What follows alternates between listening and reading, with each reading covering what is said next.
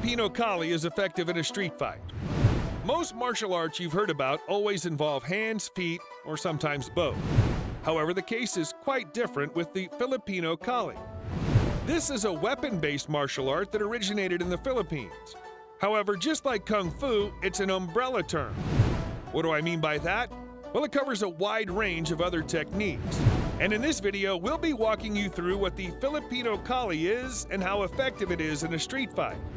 So sit back, relax, and stick to the end of the video. The terms Kali, Arnis, and Eskrima are all general terms for what we presently refer to as the national martial art of the Philippines and are generally interchangeable. As I initially mentioned, this particular martial art is weapon-based using sticks, blade weapons, knives, and several improvised weapons. But don't get me wrong, at the same time this is weapon-based, it may also be used without weapons. Therefore, this is a unique art that's a combination of fighting with and without weapons. Kali is made of different styles with similar aspects, which are hand-to-hand combat, grappling, joint locks, and weapon disarming techniques. In learning this particular martial art, you're expected to start training with the weapons, and once you've mastered that, you can then advance to empty hand training. Not like we know advancement to be, but that's what we have here. The basic idea behind it is that these bare-handed techniques can be acquired naturally even while they learn the weapon-based techniques. The fundamental thing that you should keep in mind if you wish to fight Kali weaponless is to make sure to aim to destroy your opponent's hands with the same techniques as you would do with a weapon. So if they're coming at you with punches, you on the other hand are going straight in to hit the punches with the thrust of an elbow, and the result of someone coming at you with so much force to punch you is they end up with split knuckles. Another aspect they look at this from is that a trained armed person will always have more advantage over a trained unarmed person. The footwork and angles are always the same for all techniques, both armed and unarmed, because these weapons are regarded as an extension of the body. People who master the art of Kali are trained to be ambidextrous, in the sense that both their hands are always in action. So while one of the hands strikes the head of their opponent, they're also able to go for the opponent's arm with their other hand, therefore being able to use both limbs independently. Say you have just one weapon and you've been trained to use both hands. Well, you are left handicapped because even with one weapon, you can use a live hand technique as you use the extra hand in controlling, trapping, or even disarming your opponent's weapon. This technique can also be used in blocking, joint locking, and manipulating the opponent. However, keep in mind that this technique is not present in weapon-based martial art.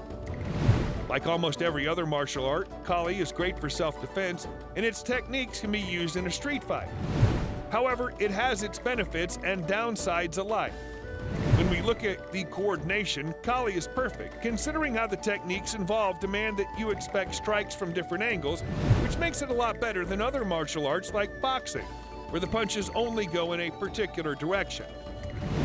Another benefit of using Kali for self-defense and in street fights is that it prepares you to defend yourself if you're attacked with a weapon. This martial art is quite similar to the famous Wing Chun. However, Kali lacks certain elements. Whether you choose to use just one weapon or two is totally up to you, but in Kali, you'll always be required to use both your hands, as this will keep you prepared for a lot of situations, even more than other martial arts.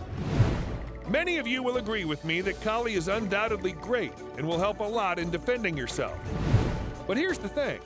Unlike other martial arts, during the training drills, there are no backward or forward movements, which doesn't perfectly prepare the fighters for real-life street fights, where all your attackers wish to do is hurt you while you try to avoid it with your movements. However, as an alternative to these backward and forward movements, it's vital to learn how to maneuver while fighting so you don't get hurt. Because remember, this isn't your usual martial art like boxing, where you're taught, or better still trained, to move forward and backward to attack and protect yourself. Another issue with Kali is its ineffective attacks during these sparring sessions, where people consistently demonstrate very calm duels, even while using weapons, which is very unrealistic. And lastly, in Kali, no pressure is applied, which shouldn't be the case, especially when defending yourself in a street fight. But here's the thing, regardless of these seeming downsides, further personal training will expose you to more complex ways to defend yourself when necessary. However, the basic moves to be learned in Kali can be learned in the space of a month or two. But here's the thing, considering how sophisticated Kali is, you'll be required to put in a lot of time if you wish to completely and fully master all the moves and details involved. The most important thing to keep in mind is that regardless of your weapon's length, short, or nothing at all, your aim should be to destroy your opponent.